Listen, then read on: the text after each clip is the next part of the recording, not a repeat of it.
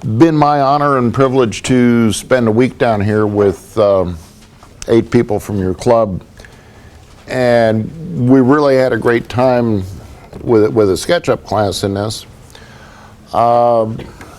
Yeah, and I just want to say thanks to Bob for bringing me down, and thank you guys for being here. I travel all around, and this is one of the nicest groups of people I've had the honor to meet. So nice work, and I hope you guys keep going with this.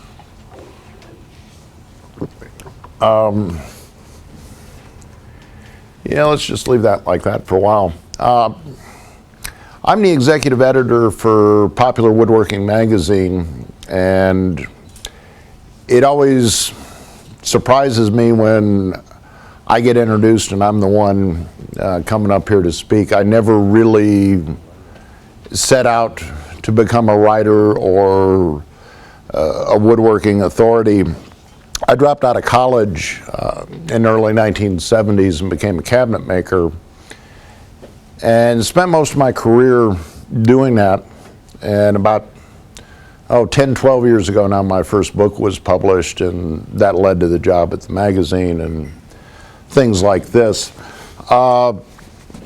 What I wanted to do today is kind of talk about my career and how I got from dropping out of school to being here, and go through some of my work. And then we can open up and do questions and answers about how the magazine works, or really whatever you guys want to talk about. At the magazine, I'm the executive editor, but that doesn't mean I'm in charge.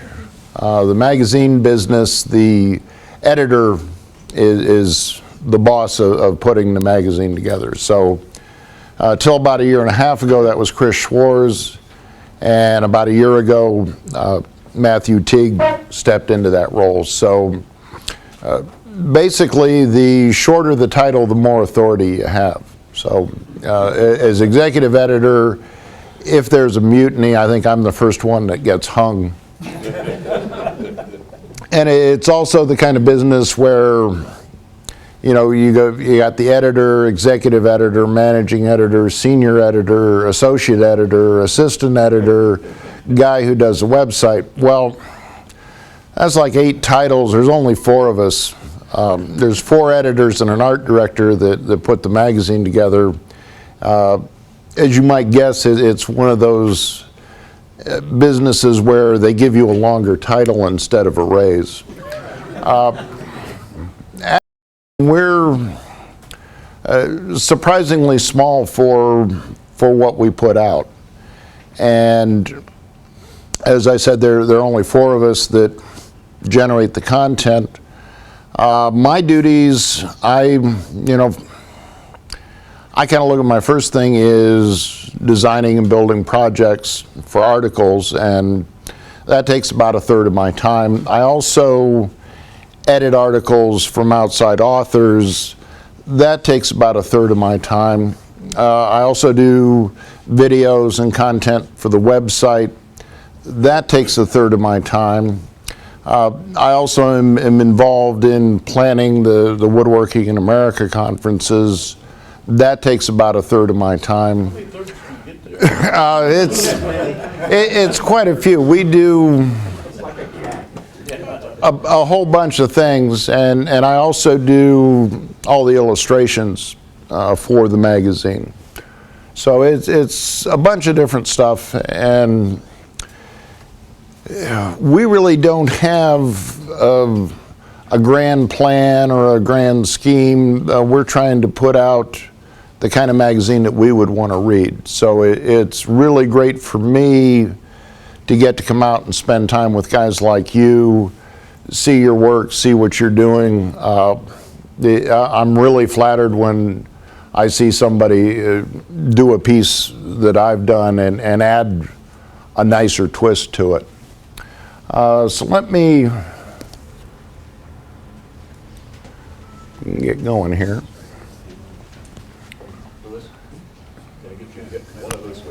Yeah. That's it.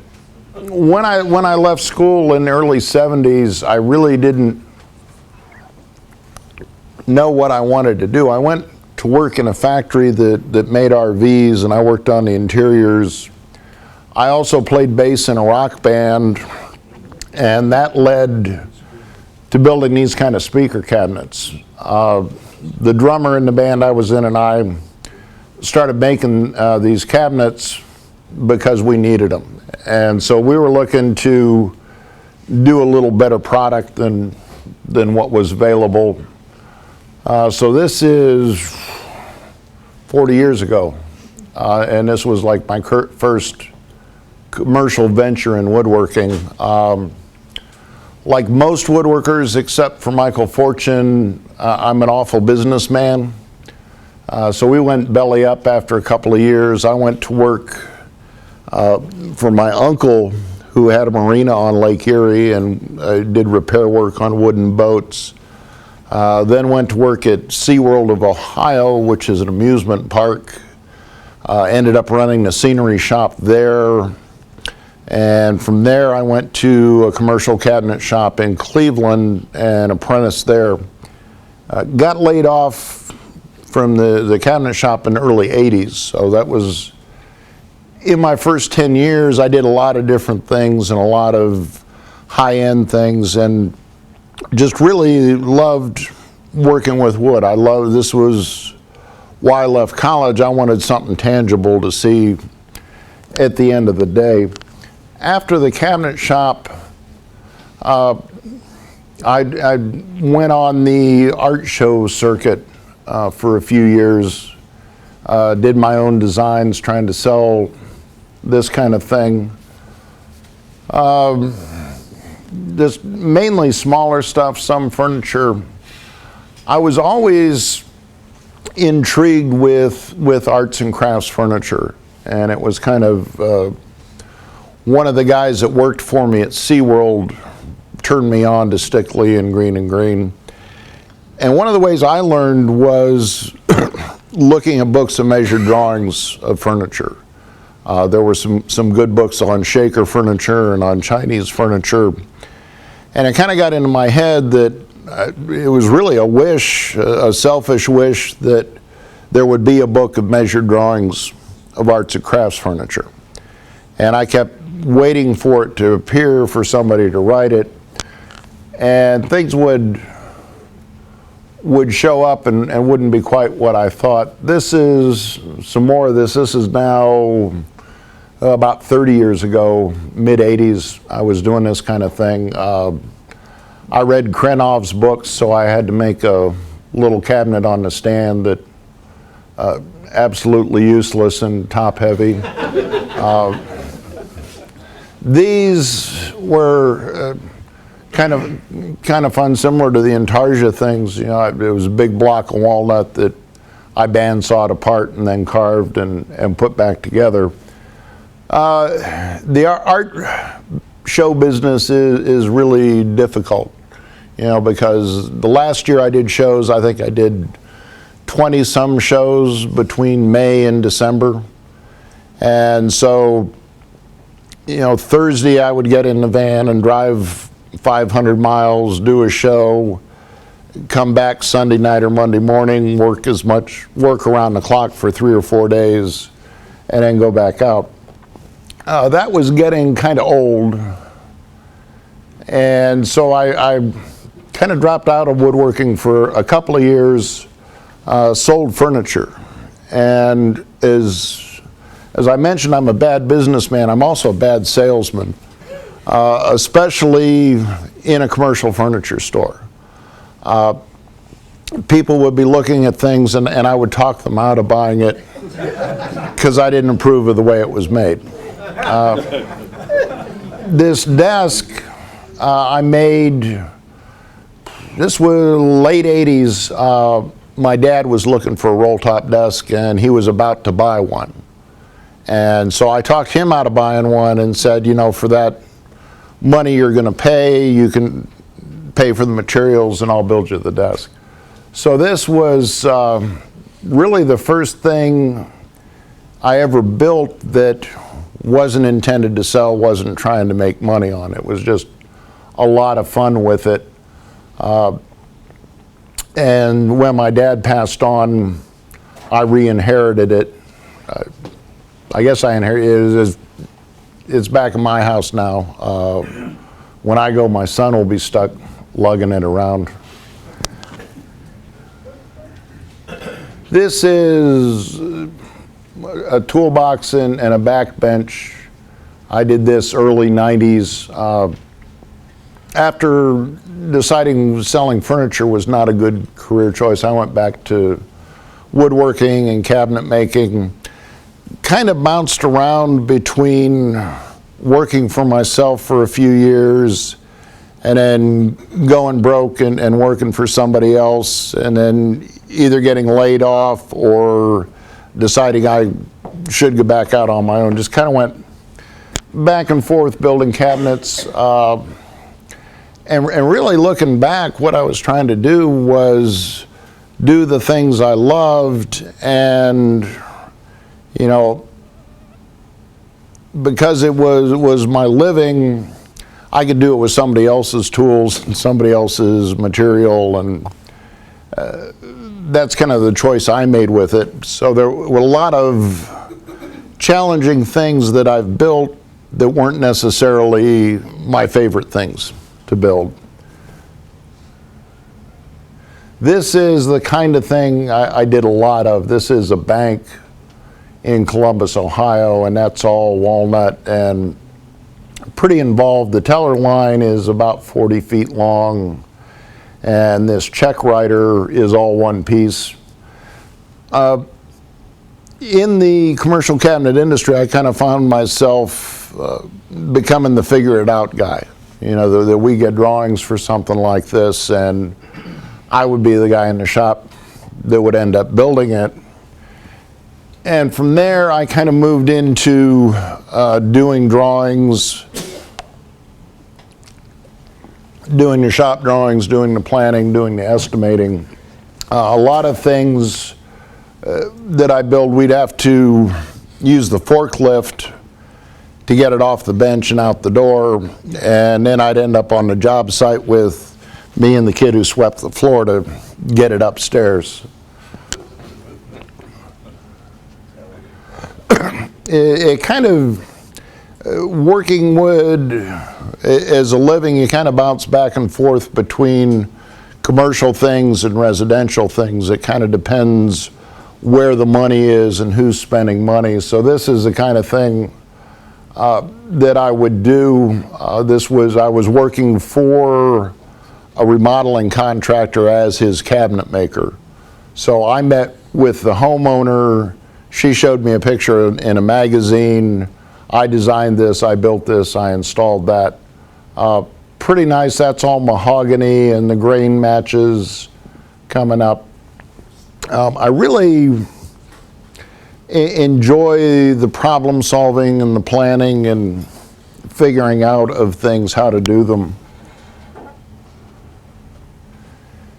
As kind of a relief from building these big giant things, I started to carve, and if I could do one kind of woodworking the rest of my life and pay the bills somewhere else, I think I would carve. I just really enjoy me and a tool and the wood, that direct connection. The little cabinet on the left is sort of my take on a Birdcliff design, and Birdcliff was a real small part of the arts and crafts movement of the early 1900s. We'll see some more pieces in a couple minutes. And the cabinet on the right it's about that big. So I liked doing little things just as a relief from these big giant things that I built. And this is a cane I carved, gosh, it's been 10 years ago, for my wife's aunt. And this was a stick of sassafras, and then the handle is walnut. That's a lot of fun. The colors are, it's carved, and then it gets a clear coat of shellac. And then the colors are watercolor pencils, and then you can blend the colors and that sort of thing. So that's one of the things that the Birdcliff designs had that I find pretty interesting. What finish did you put over the top after you put the coloring on? A couple coats of shellac to seal in the color, and then polyurethane on top of that. Now I did have to refinish it, actually this summer. She wore it out. She lives in, is it Bluefield? Yes. West Virginia, and like everybody in town knows her for her cane. And she sent it back to be refinished, and wherever she went, it was, "Where's your cane?" She's a fun old lady. She's 95 and still getting around and doing real well. I kind of moved out of being the shop guy. When I hit 40, my back started to hurt and my knees started to go, and I was thinking, I can't do this physically forever. Maybe it would be a smart move to move into the office. So I started doing mainly drawings and taught myself AutoCAD, and went to work for a pretty big millwork company. So this is one of the projects that I did the drawings for. I didn't build this, but I had to plan all of that. And this is a veneer company in Cincinnati. Really a neat building. The entire building is paneled with different veneers, and as you walk through, it changes from one veneer to another. Was really a spectacular project. You know, like the burls in the ceiling, to do their offices, they went back in their warehouse, and it was, we've got this much left of this log, this is all there is in the world, and we're going to do it here. You know, so a lot of pressure on everybody. Don't mess up, don't mess up, don't mess up. What's the veneer company? What's the name? Bulky Veneer. They're mainly a supplier for architectural projects. It's the kind of thing where the architect flies in and they go through the flitches and select just the right one.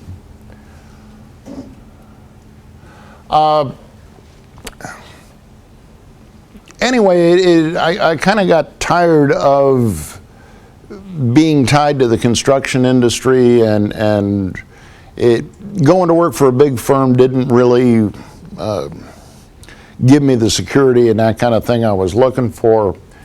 The book I had imagined on arts and crafts furniture never appeared. I kept seeing other books that kind of came close but missed the mark in my eyes. I'm kind of geeky about history and getting the facts right. And so I saw a lot of arts and crafts books come out and articles being published where they said this is genuine arts and crafts period, but then they didn't get the details right. And so that just bothered me, and so I said, what the heck, I'll write a book. You know, I guess nobody else is going to do it. I'll see if I can. Decided that to get a book published, I should probably write some magazine articles first, sent a few articles off to Fine Woodworking and Woodshop News, and got published. Had a manuscript and a draft of the book done, sent that off to one publisher, waited a year and a half for them to say no, went to another publisher, waited 6 months for them to say yes. So my first book, Shop Drawings for Craftsman Furniture, appeared in 2001, and then that followed up with more shop drawings of craftsman furniture. As I was finishing that, the publisher said, well, could we throw some stuff in on kitchens? And I said, well, it's kind of late in the day, because this is as I was turning the manuscript in. He wanted to add a section. I said, there's a whole bunch of build-ins for arts and crafts period that are as cool as the furniture. It would make a whole book on its own. So he talked me into doing the interiors book. I found out that a lot of the original architectural drawings from Gustav Stickley are at Columbia University. So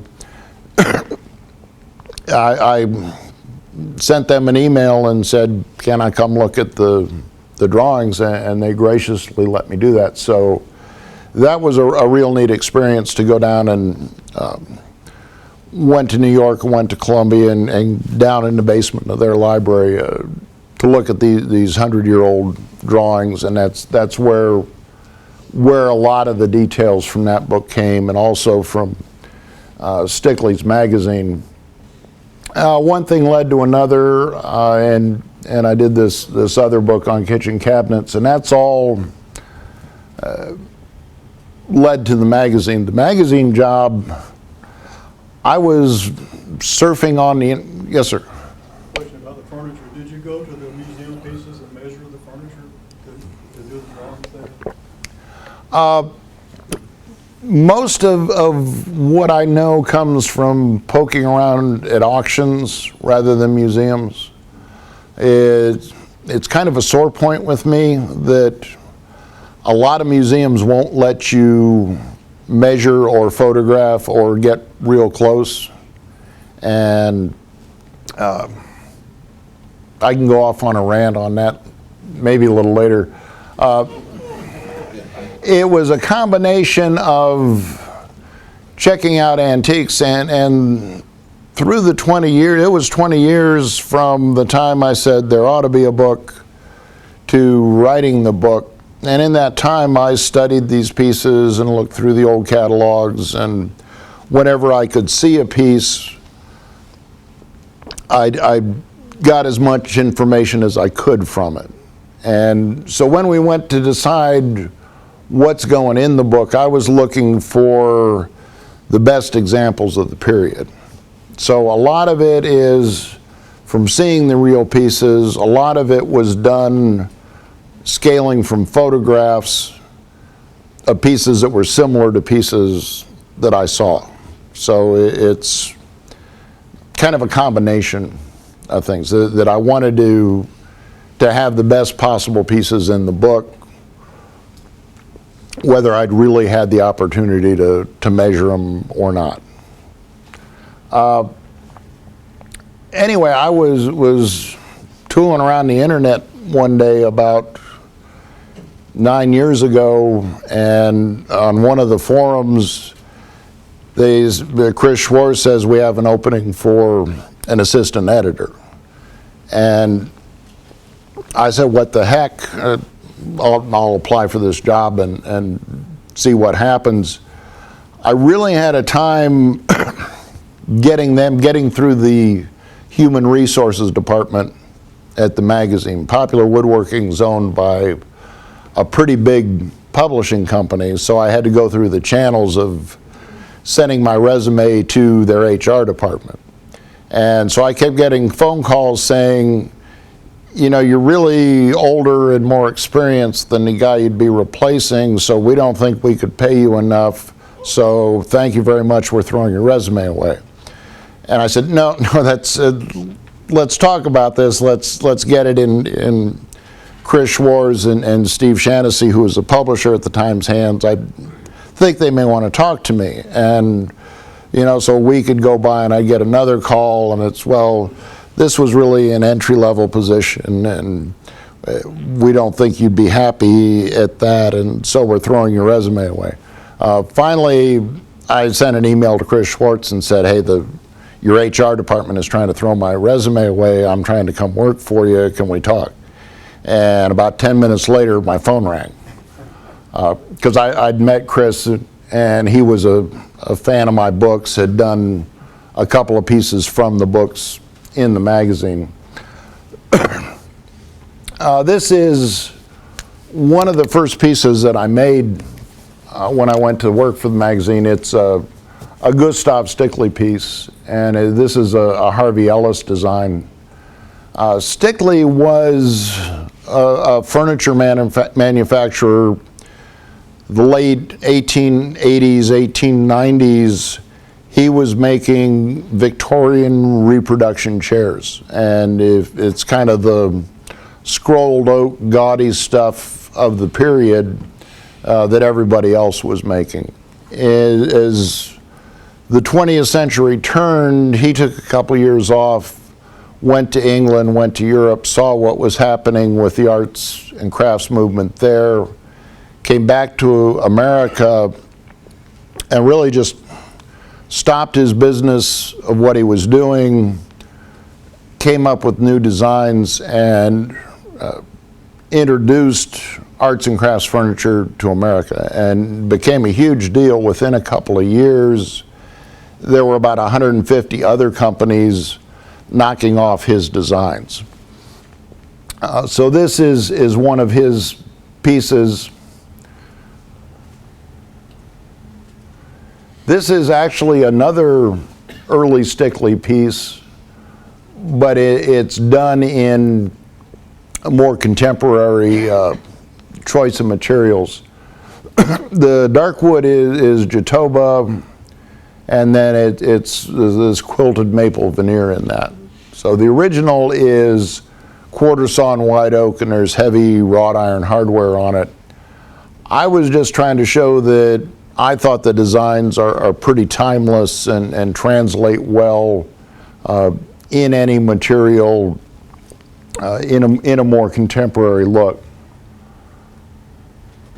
This is a Greene and Greene piece that I did, and again, this is scaled down a little bit from the original, and there are some details in the original that I didn't put in. There's some inlay in the top in the original of that. This is a piece I designed kind of after arts and crafts details. So it's not a reproduction, but it's in that style. So the case is Sapele, and I kind of went nuts on the joinery. These are through mortise and tenons, but then I decided to wedge them, and then I decided that it would look neat if the wedges were at an angle like a dovetail.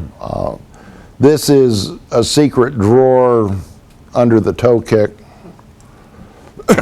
Kind of a neat feature. This is my reproduction of a Birdcliff piece. So this is the original over here, and then this is my reproduction. Birdcliff only made furniture for about 2 years, and they only made about 50 or 60 pieces of furniture. It's an interesting story. This Englishman who had inherited a fortune wanted to be an artist, and he came to the United States, and although he wanted to be an artist, he had absolutely no talent. So he hired in all these other artists to come live at this estate he built. He bought a few hundred acres of land outside of Woodstock, New York, and put these buildings up and hired these artists to come in. And so he wanted artists in residence and pottery and metalwork and a furniture shop. And then so the designs kind of came as group projects. This is similar to a lot of English products, English work in the period. And so the artists would each design a variation on the theme of a cabinet like this. Pretty interesting stuff. He didn't get along with the cabinet makers. And so after a couple of years, he just shut down that part of it. Now, we'll get a little more into this. This is quarter sawn white oak. The panels are basswood, and so they're carved, and then the coloring is the same technique before. There's a wash coat of shellac on it.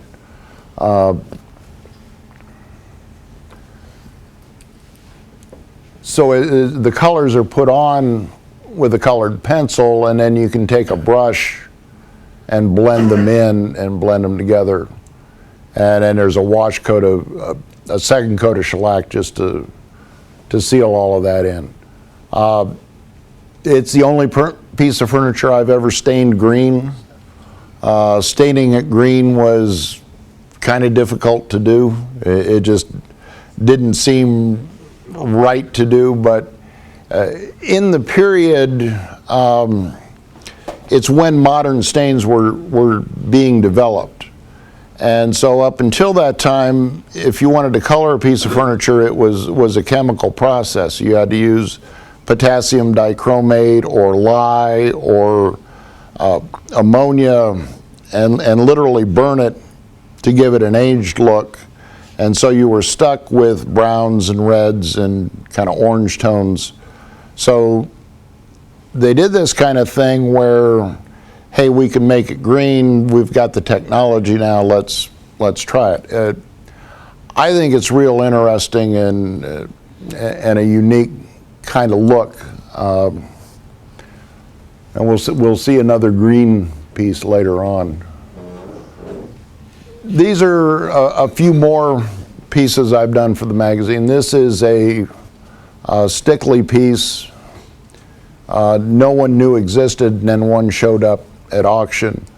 A lot of the Stickley pieces were, early versions were more detailed and more difficult, and as the years went on, they got a little simpler. So versions of this table existed, but without the splayed legs. The legs are angled back like that, and that really ups the ante on doing this joinery here and the drawer, and so it was never a production piece.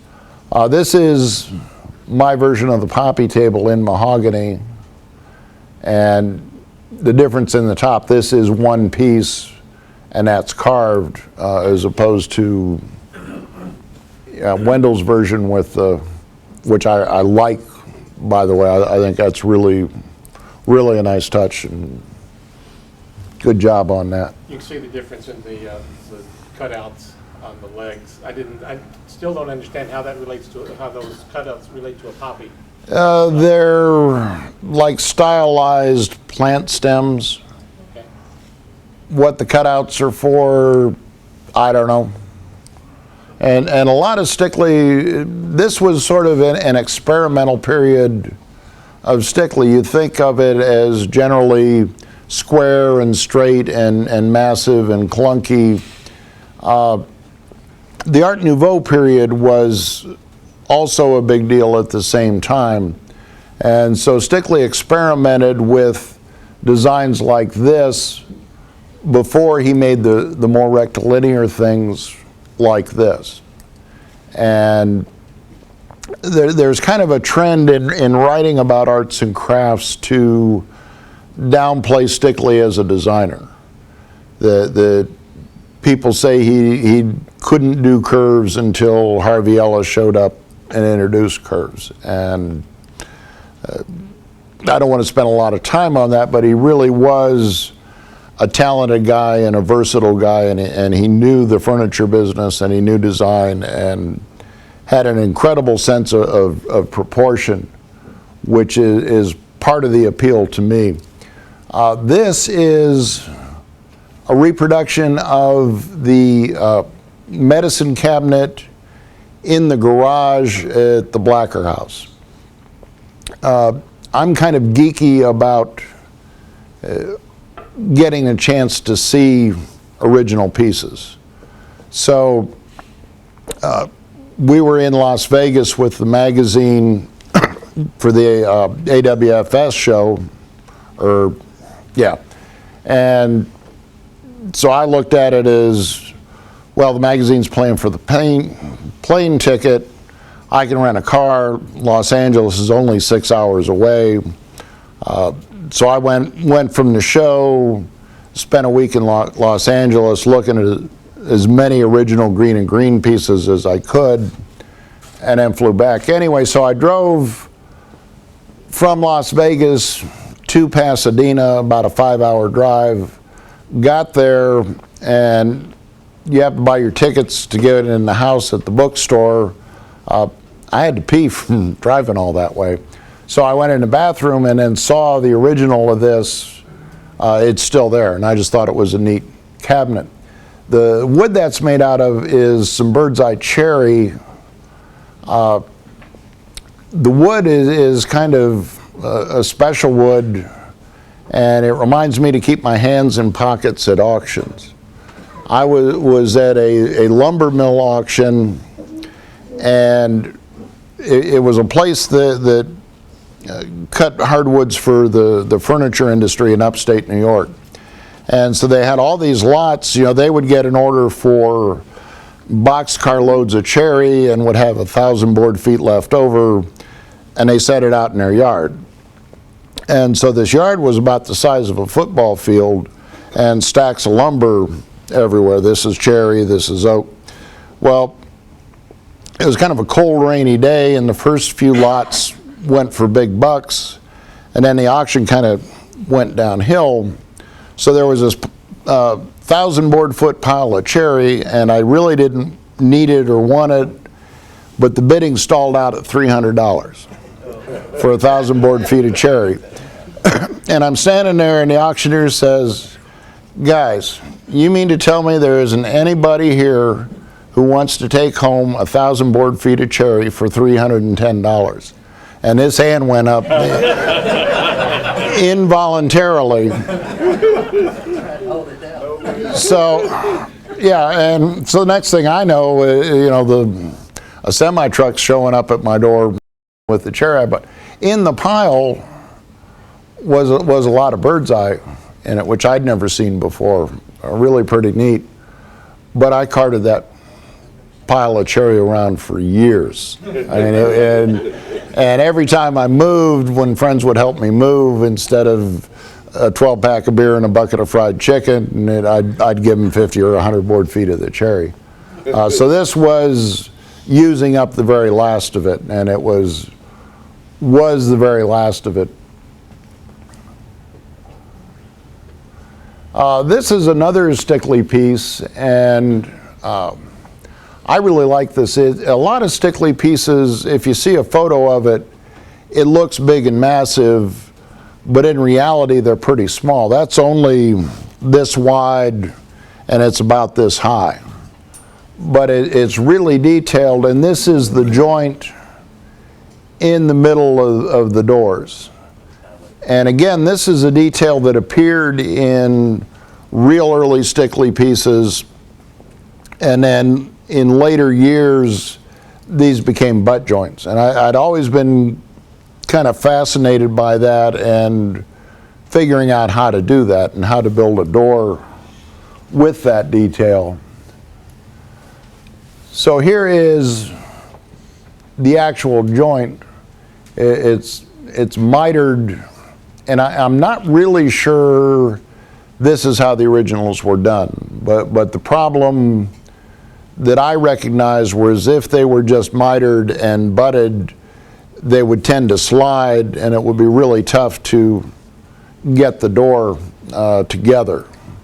So I came up with this, which is simple in concept. It's difficult in execution, because where those points meet,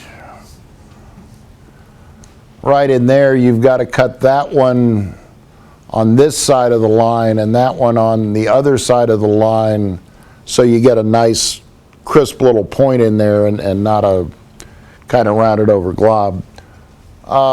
Anyway, it's also why you can never have too many clamps.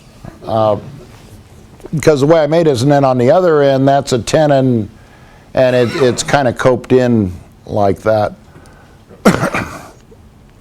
So I had it where the door went together nice and solid, and was real happy with the joinery and staying square, but I had to glue it up all in one shot. So that is close to every clamp we had, and you can see it's kind of blurry because I had to keep moving, but it turned out nice. I'm really happy with that. This is a workbench I made, and I'm thinking that's maybe 6 years ago now. It kind of amazes me that I've been at the magazine as long as I have, but one of the quirks of the magazine business is the photos are a bigger deal than most people imagine. So I built this bench and shot a video while we were building it, and it was on the cover of the magazine. So we needed a good photo for the cover of the magazine, one for the cover of the DVD, one for, this was the opening of the article. Now the step photos that you see in the article we take, or the authors take.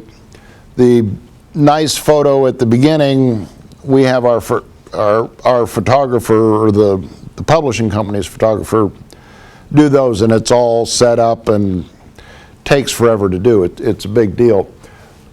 Well, because we had shot, this is in the shop at the Popular Woodworking offices, and somebody got concerned that we were having 3 photos taken in the same location, and we should get a better location for one of them.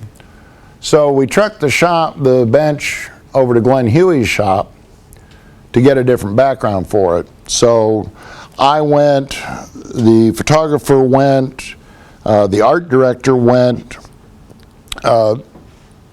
We took another guy to shoot video of taking the photo shoot. Somebody else came along to get donuts. Glenn was there because it was his shop.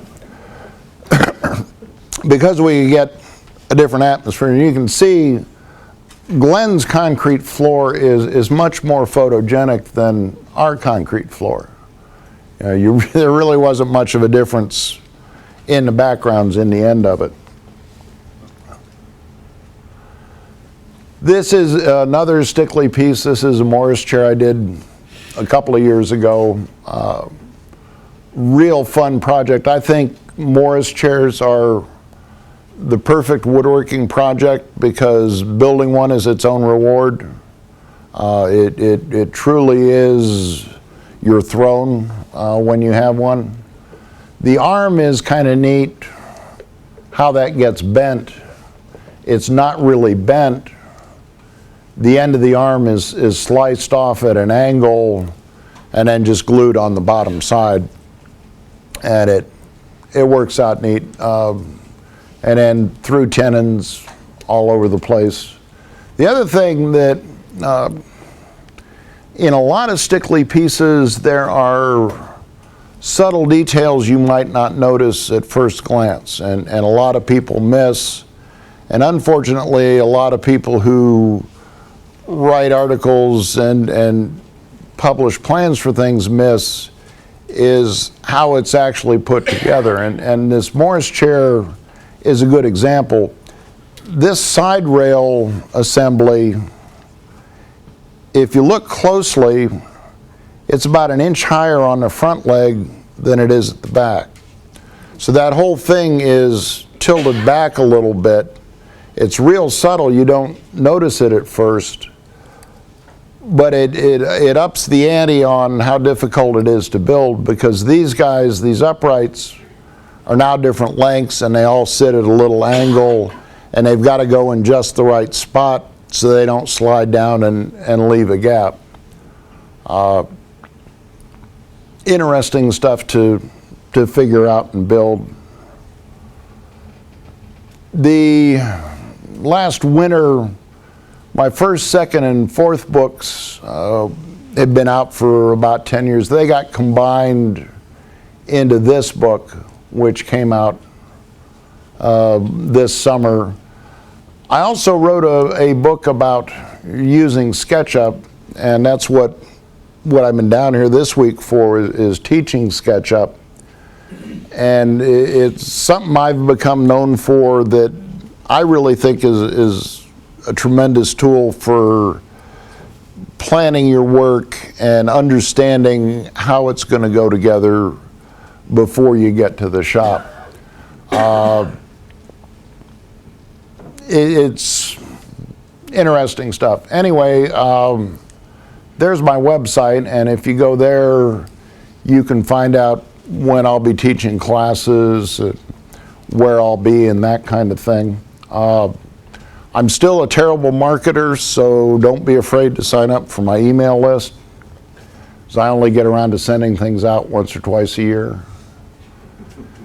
This is another Birdcliff piece, and this is actually cherry, and again it's green.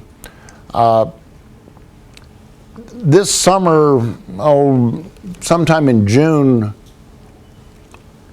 somebody on my blog said, why don't you teach a class in building that Birdcliff linen press?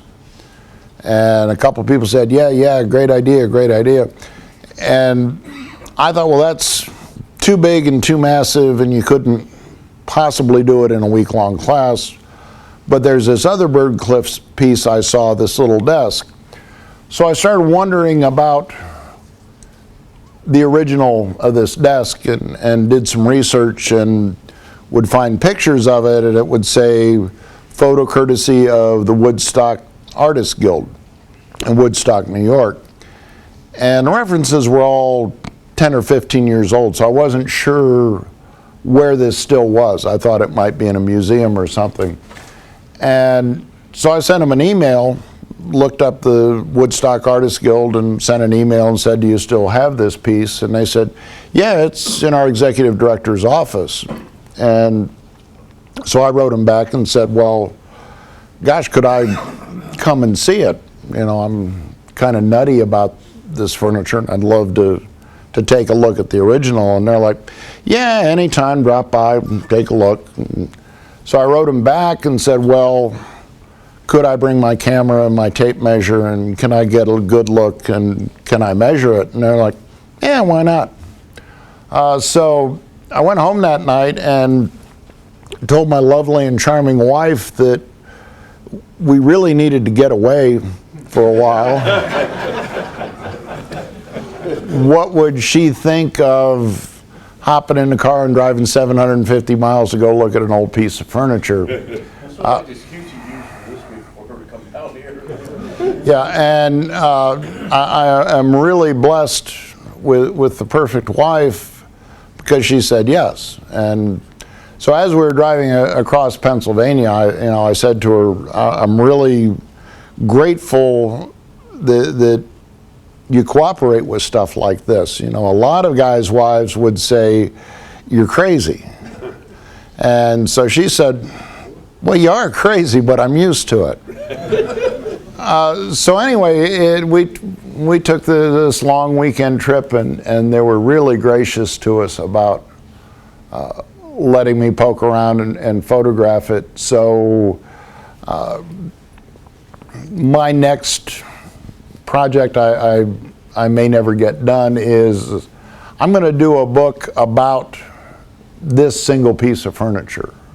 So I'm going to build a reproduction of it, and along with the reproduction of it is going to be some background on the arts and crafts movement and what that period was like, because pieces of furniture always have a story behind it. And this is to me a pretty interesting story. It was an interesting period of time where it's a lot like today. The whole world had changed in a short period of time. You know, you went from 1875, and there really weren't that big of cities, and there was no electricity, no phones, and all of a sudden you've got phones and cars and electric, and the whole world has changed, and this kind of furniture was a response to that. You know, Is this a linen press or a secretary or what? this is a drop front desk. So this is a lid that falls down, and again, it's pretty small. It's, I think, about 3 feet wide and about that high. Just a nice little piece. And so there's also the story of the Birdcliff colony and rich folks and artists and craftsmen and how they get along. And this piece in particular, hasn't had an easy life. At one time, somebody painted it white, and then somebody stuck it down in the basement. There also is a problem with the way it's designed and constructed. This panel here, before I saw it in person, I assumed these were stiles and those were rails and these were intermediate stiles and that was loose panels. That is 3 pieces of poplar glued together in one wide panel, which isn't how I would do it. You know, the wood movement on that is just kind of scary. Well, then it's got this mitered frame around that glued up panel. And so everything you read says, well, the wood movement's going to blow that apart. On the original, that happened. So the 2 outer pieces of the mitered frame have been replaced when this was restored. And then to compound things, the hinges are locked into the sides of that. And so it's really kind of doomed to failure. And so part of the story I want to tell is, do I build it exactly the way it was, or do I try to fix it? Do I try to make this really a panel and somehow accommodate the mitered frame or change it? And I kind of imagine there may have been an argument between the cabinet maker and the designer and the owners of the place. So anyway, I'm thinking it's going to make a good book, and we'll see. I don't think anybody will publish it, but I'll publish it myself. Was it originally green like that? Yeah. How did they get the green color with it? What did they use back then? I believe they did what I did, and it's an oil. I use Danish oil, but you could use a linseed oil base. And then artist's oil colors will mix in that linseed oil base. And so you can make a stain, a pigment stain, any color you want. And this is cherry. So again, I had difficulties staining white oak green. I don't know what I'm going to have to do to get myself to stain cherry green, but so we'll see what happens with that. That's kind of, I think one of the good things about today's world and how publishing is changing is I can publish something weird and esoteric on a little thing like that, and hopefully there's enough of an audience to make it worth my while. But a mainstream publisher couldn't make any money on it. But I think it's more important to information and share that than it is to make bucks. So that's what I got for presentation. I'm willing to hang around and take questions as long as you guys are willing to hang around and ask them. So thank you once again for being here.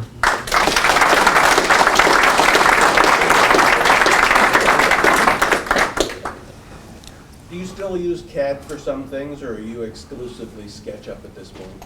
I have pretty much switched entirely to SketchUp.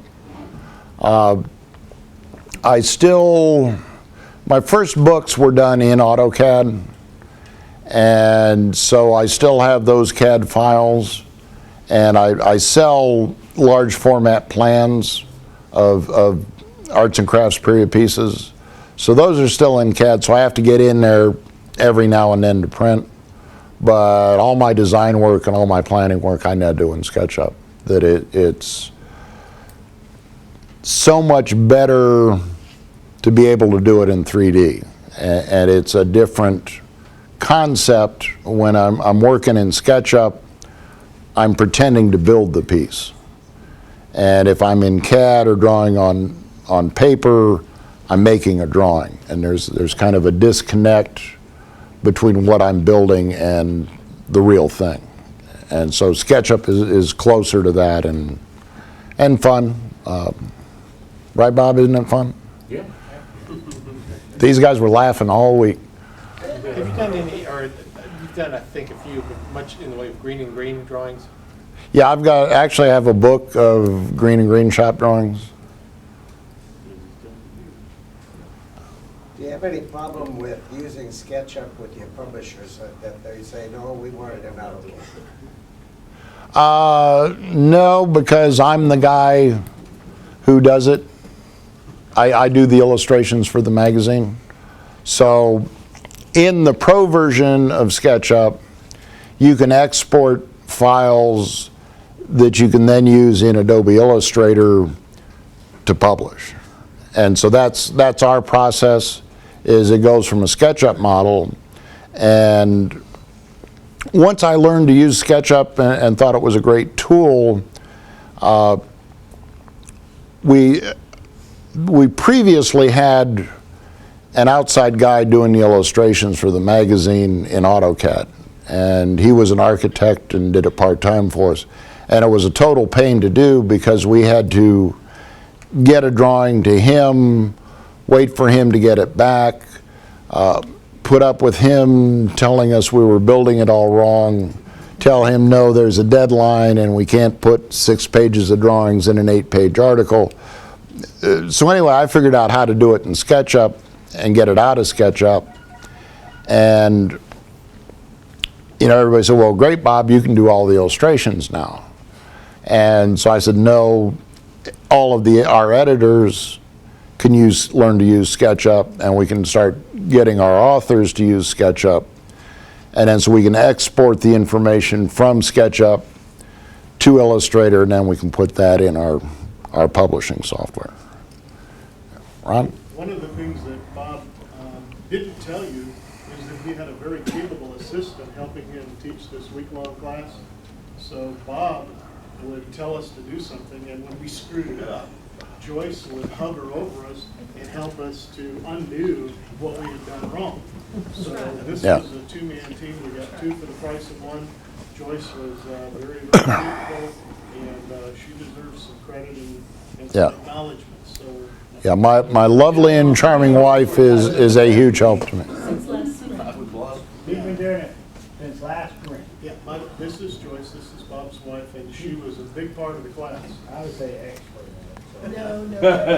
No. Probably more fun than me. I was kind of mean at times. Most patient person on earth. After seeing some of the things that Bob executed on the screen and so forth, I was just absolutely certain that he had spent a significant amount of time in rehabilitation somewhere. And he assured me that he was the founder of one of the rehabilitation clinics in Cincinnati. It is. I was just curious if you do your own publishing, if you consider doing ebooks, because it seems like SketchUp is just tailor-made for something in an ebook form. Yeah, and that's kind of where I'm headed. Is my SketchUp book, it's on a PDF and it's on a disc. So Outstanding, too, by the way.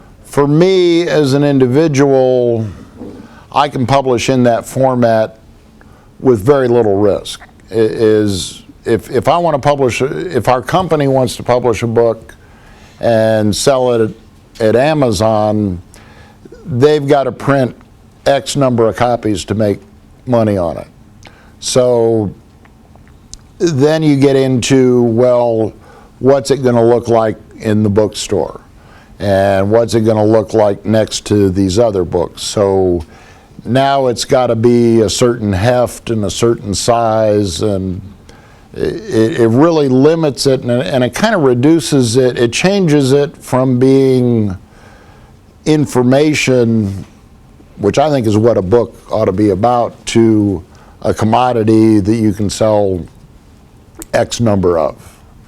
And so doing things digitally on disk, I can do it and I can reach an audience on the internet, and it's a different business model. I think it'll work. I hope it will. The reason I'm even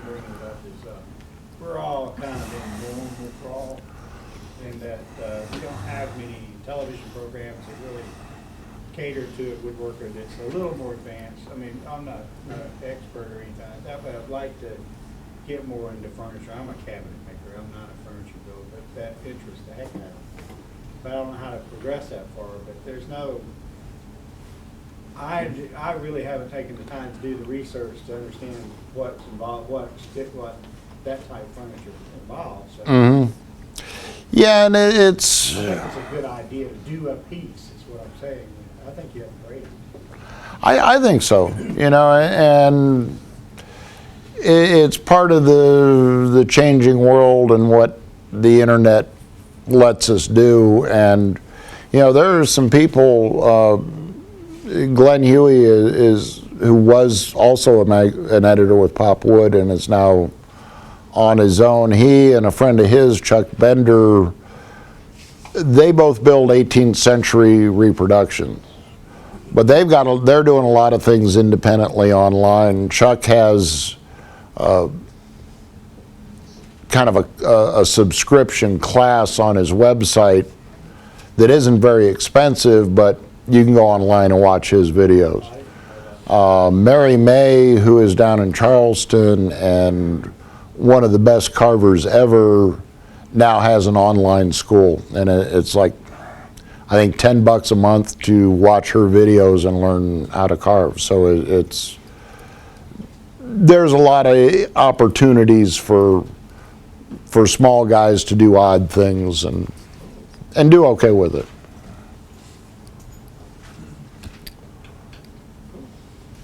Does this Mary May have a website? Yeah. Do you know what it? If you just Google Mary May carving, you should get there.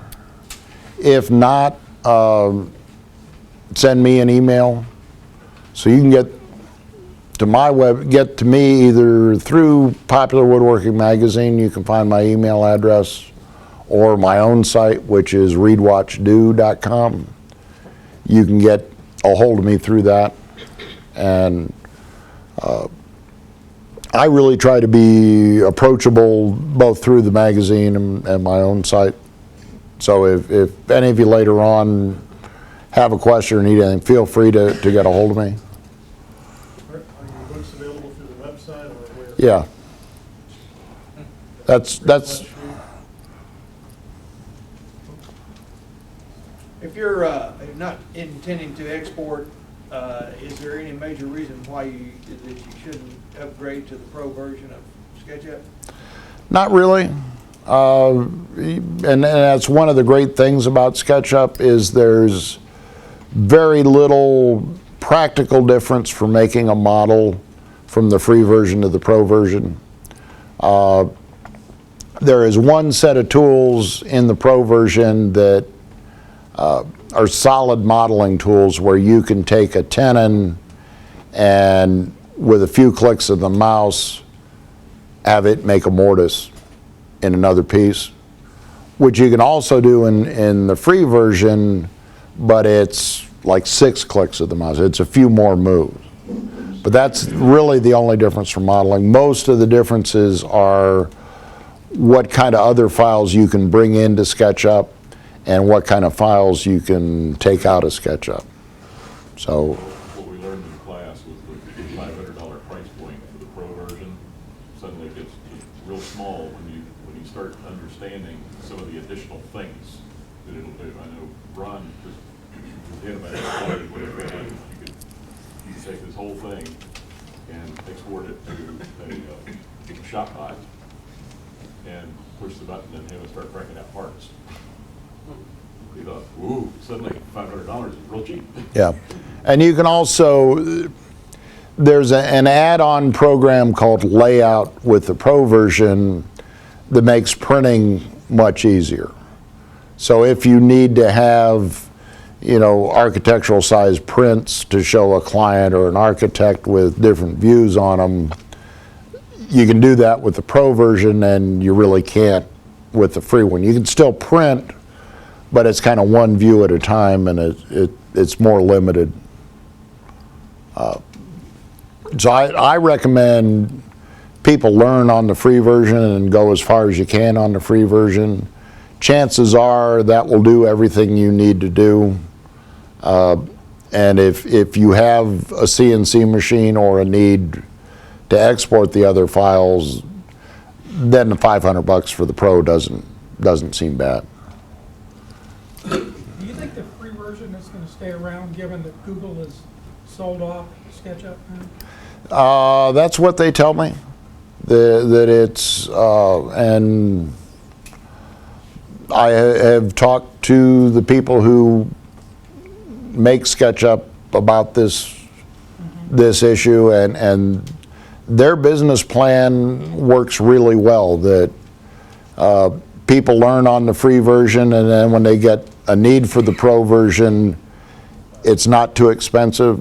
So enough people buy the Pro version that it supports everything else, and it works for them, and it's worked for them for a dozen years, and they plan on keeping that. Now, it's likely the company that bought SketchUp from Google is into software for the construction industry. So they will probably be ramping up the Pro version and adding features to that. And so there may be a version of the Pro that's for site development, and another version of the Pro that's for building constructors, and one that may happen. But as far as I know, and I'm pretty confident in saying this is what their plan is, it's going to stay pretty much the same. They are moving to where they're going to update every year. So the Pro will turn into, you pay $500 down, and then you'll have to pay $100 a year to keep up to date with it. But compared to other CAD software packages, that's pennies and dimes. If you get the free one now, you should be good for years anyway, even if they stop making it. Yeah. Yeah. Well, that's why I asked